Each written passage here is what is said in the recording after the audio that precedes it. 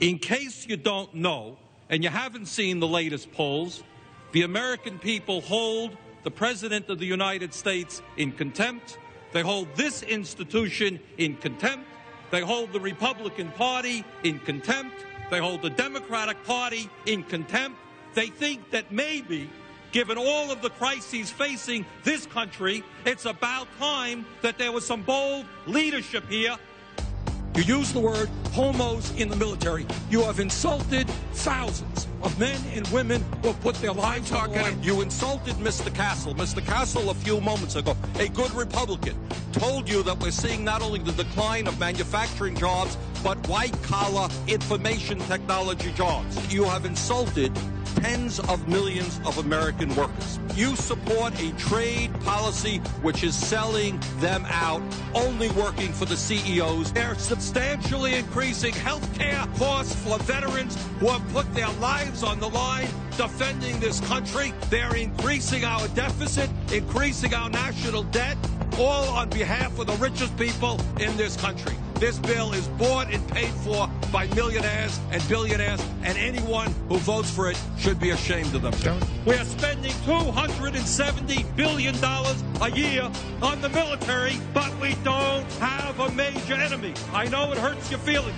I know you're upset about it. I know you're hoping and praying that maybe we'll have another war. Maybe somebody will rise up. Who are you worried about? Iraq? Panama? Who are you worried about? I'll tell you who I'm worried about. I'm worried about the fact that our workers are seeing a decline in their standard of living. They want to see our industry be rebuilt. Does any of this matter to you? Do you give one whit of concern to the middle class and working families of this country? CEOs make more than 500 times of what their workers make. The middle class is shrinking. We have the greatest gap between the rich and the poor of any industrialized nation, and this is an economy that is improving. I hate to see what would happen if our economy was sinking. What I have said ever since this financial crisis began, if a financial institution is too big to fail, that financial institution is too big to exist. If Wall Street does not end its greed, we will end it for them. You want to know why the American people are angry and disgusted and frustrated? 95% of all new income created in this country went to the top 1%.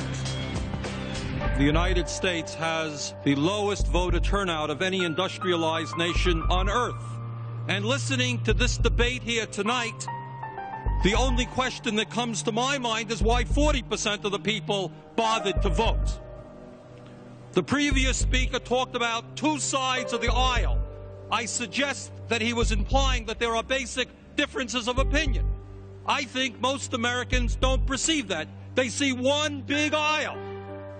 And they would like to see people in this body begin to stand up for the working people and the poor people and the elderly people who are getting ripped off outrageously by this S&L bailout. The American people want to see our kids educated. They want a Head Start program. They want their kids to be able to go to college. They want to wipe out the fact that 5 million children in this country go to bed hungry. Let's have the guts to give some leadership to this country. Don't underestimate me. No matter how many children live in poverty, no matter how high the unemployment numbers are, they want more and more and more. And I say enough is enough. Stand up, fight back, and make this government work for all of us.